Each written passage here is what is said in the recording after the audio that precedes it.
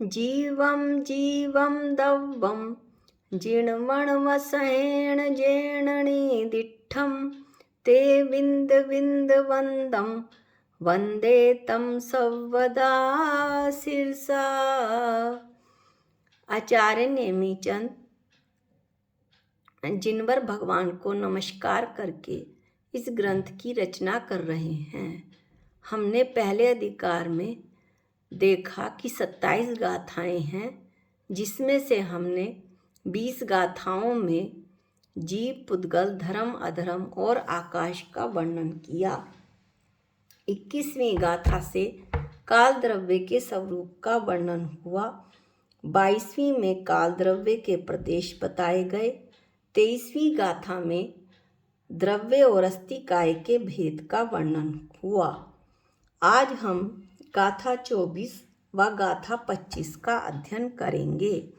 गाथा 24 में अस्थिकाय के लक्षण बताए गए हैं। गाथा पाठ करते हैं। संति जदो तेणे दे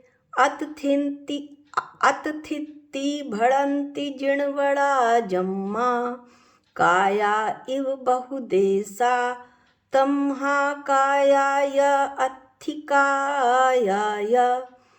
अन्व्यार्थ जदो एदे संति, क्योंकि पूर्वोक्त जीव पुद्गल जैसे ऊपर कहा उस प्रकार जीव, पुद्गल, धर्म, अधर्म और आकाश ये 5 द्रव्य विद्यमान हैं।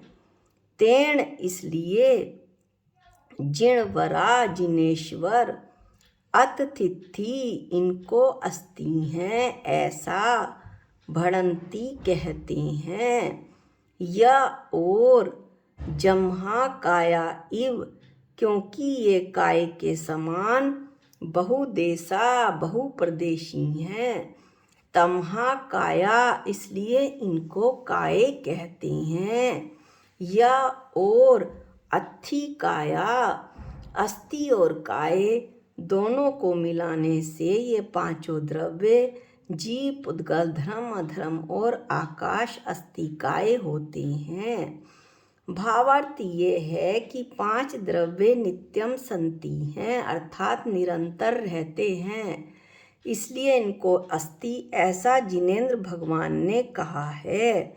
और शरीर के प्रमाण उन 5 ही द्रव्यों के प्रदेश बहुप्रदेशी हैं, इसलिए इनको काय कहा है। ये दोनों को मिलाकर अस्थिकाय इन 5 द्रव्यों को ये संज्ञा दी गई है, लेकिन इसमें से काल को छोड़ दिया गया है। बाकी के 5 द्रव्यों को अस्थिकाय की संज्ञा मिली है। काल को क्यों छोड़ा गया, इसका वर्णन हम अभी आगे इसका अध्ययन करेंगे। अस्थि जो सदा विद्यमान रहता है, जिसका कभी नाश नहीं होता, उसे अस्थि कहते हैं। काय जो शरीर परमाणु के पिंड रूप बहुप्रदेशी ज़्यादा प्रदेश वाला होता है, उसे काय कहते हैं। अस्थि काय जिसका अस्तित्व देखने में आता है और वह कायवान भी है, यानी बहुप्रदेशी भी है, उसे अस्थिकाय कहते हैं। ये 5 हैं, जीव, पुद्गल, धर्म, अधर्म और आकाश। अब हम अस्थि द्रव्य की परिभाषा पढ़ते हैं। अस्थिकाय अलग है और अस्थि द्रव्य अलग हैं। अस्थि द्रव्य 6 द्रव्य ही अस्थि हैं, जीव, पुद्गल, धर्म, अधर्म, आकाश और काल। ये 6 द्रव्य अस्थि द्रव्य हैं, क्योंकि काल भी सदा विद्यमान है, उसका कभी नाश नहीं होता है, उसमें अस्तित्व है, उसका अस्तित्व है, वह उत्पाद व द्रव्य वाला है और इन 5 द्रव्यों के परिणमन में सहायक है। इस प्रकार काल द्रव्य का अपना अलग महत्ता है। आचार्य कुंद द्वारा रचित एक ग्रंथ है जिसका नाम है पंच अस्थिकाय। जिनेंद्र भगवान की अनुकंपा रही तो द्रव्य संग्रह का अध्ययन करके हम इसी शास्त्र पंच अस्थिकाय का अध्ययन करेंगे, जिसमें 5 अस्थिकाय और 6 द्रव्यों का वर्णन है। 6 द्रव्यों में काल द्रव्य को छोड़कर सभी अस्थिकाय होते हैं, जैसा अभी बताया, इसलिए अस्थिकाय 5 ही होते हैं। काल द्रव्य में काल के लक्षण नहीं होते, क्योंकि वह एक प्रदेश वाला होता है, उसमें बहुत प्रदेश नहीं होते हैं। इस पंच अस्थिकाय में आचार्य ने बहुत अच्छी तरह से सभी बातों को समझाया है। अब अगली गाथा में हम यह देखेंगे कि किस द्रव्य में कितने प्रदेश होते हैं, कौन सा द्रव्य कितने प्रदेश वाला होता है और उनकी संख्या कितनी कितनी है। अब हम गाथा 25 का अध्ययन करते हैं, जिसमें द्रव्यों के प्रदेश और संख्या को बताया जा रहा है। होंती असंख्या जीवे धम्मा धम्मे अनंत आयासे मुत्ते तिवि पदेसा कालस्य गुण तेण सो काओ अनव्यार्थ जीवे धम्मा धम्मे। एक जीव द्रव्य में, धर्म द्रव्य में और अधर्म द्रव्य में असंख्यात प्रदेश हैं। आया से आकाश में अनंत अनंत प्रदेश हैं। मुत्ते मूर्त पुद्गल द्रव्य में तिविहि पदेसा संख्यात असंख्यात और अनंत प्रदेश होंती होते हैं। कालस्य गोतेण काल द्रव्य के एक ही प्रदेश है, इस कारण सो काओणा वह कायवान नहीं है, अतः वह अस्थिकाय भी नहीं है। कौन? काल द्रव्य। भावार्थ, जीव धर्म और अधर्म ये तीनों द्रव्य के प्रदेश असंख्यात हैं। आकाश के प्रदेश अनंत हैं। मूर्तिक पुद्गल के प्रदेश संख्यात असंख्यात व अनंत ऐसे 3 प्रकार के हैं, और काल का एक ही प्रदेश है। कारण यह है कि काल के परमाणु, जिन्हें कालाणु कहते हैं, वो रत्नों की राशि के समान हैं, और आकाश के एक एक प्रदेश पर एक एक कालाणु स्थित है। काल के एक प्रदेश होने के कारण काल को काय संज्ञा नहीं मिली। जीव असंख्यात प्रदेशी है। एक जीव केवली समुद्घात के समय संपूर्ण लोकाकाश में फैल जाता है। लोकाकाश के असंख्यात प्रदेश होते हैं, इसलिए जीव असंख्यात प्रदेशी है। धर्म द्रव्य और अधर्म द्रव्य भी संपूर्ण लोकाकाश में जैसे तिल के प्रत्येक भाग में तेल व्याप्त रहता है, उसी तरह धर्म द्रव्य और अधर्म द्रव्य भी संपूर्ण लोकाकाश में तिल के प्रत्येक भाग में तेल के समान व्याप्त हैं, इसलिए वे भी असंख्यात प्रदेशी हैं।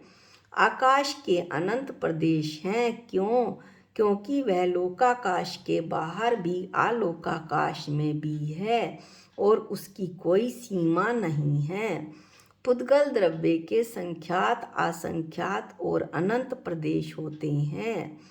ये पांचों बहुप्रदेशी होने के कारण अस्थिकाय हैं, परंतु काल के अणु एक एक अलग अलग रहते हैं। आकाश के जैसा अभी बताया, आकाश के एक एक प्रदेश पर एक एक कालाणु रहता है और वे मिलकर स्कंदरूप नहीं होते। फिर स्कंदरूप कौन होते हैं, ये हम अगली गाथा 26 में पढ़ेंगे कि पुद्गल परमाणु भी कालाणु के समान एक प्रदेशी है, लेकिन उसमें पुद्गल परमाणु आपस में मिलकर स्कंद बनाने की शक्ति रखते हैं, जबकि कालाणु या काल के अणुओं में ये शक्ति नहीं है। इस कारण कालाणु एक प्रदेशी हैं, कायवान नहीं हैं। अगले वीडियो में हम यह पढ़ेंगे कि परमाणु उपचार से काय है। उपचार से काय क्यों? क्योंकि वैसे तो पुद्गल परमाणु एक प्रदेशी है, स्कंद बनने की शक्ति के कारण वो बहुप्रदेशी हो जाता है। इसका विस्तार से वर्णन हम अगले वीडियो में करेंगे। अब हम एक पिक देख लेते हैं जिसमें हमें द्रव्य, संख्या और प्रदेश, इन तीनों का अलग अलग एक चार्ट की सहायता से आसानी से पता लग जाता है। द्रव्य जीव, संख्या अनंतानंत, प्रदेश एक जीव में असंख्यात, पुद्गल अनंतानंत, प्रदेश संख्यात असंख्यात अनंत, धर्म एक अखंड द्रव्य, प्रदेश असंख्यात, अधर्म द्रव्य एक अखंड द्रव्य, प्रदेश असंख्यात, आकाश एक अखंड द्रव्य, दो भागों में विभाजित लोकाकाश असंख्यात, आलोकाकाश अनंत, काल असंख्यात संख्या में, संख्या की अपेक्षा असंख्यात, प्रदेश की अपेक्षा एक प्रदेशी। इस तरह से आज हमने 24वीं गाथा में अस्थिकाय के लक्षण देखे और 25वीं गाथा में द्रव्यों की प्रदेश और संख्या देखी। अगला जो वीडियो हो, वो अगली जो गाथा है 26, वो अगले वीडियो में बताई जाएगी कि परमाणु उपचार से काय है। इसका वर्णन हम अगले वीडियो में करेंगे। आज के लिए इतना ही। निज निधि निज में बताई, ये अनंत उपकार है, इसके लिए जिन वाणी माँ को वंदनानंत बार है, वंदनानंत बार है। सबको जय जिनेंद्र।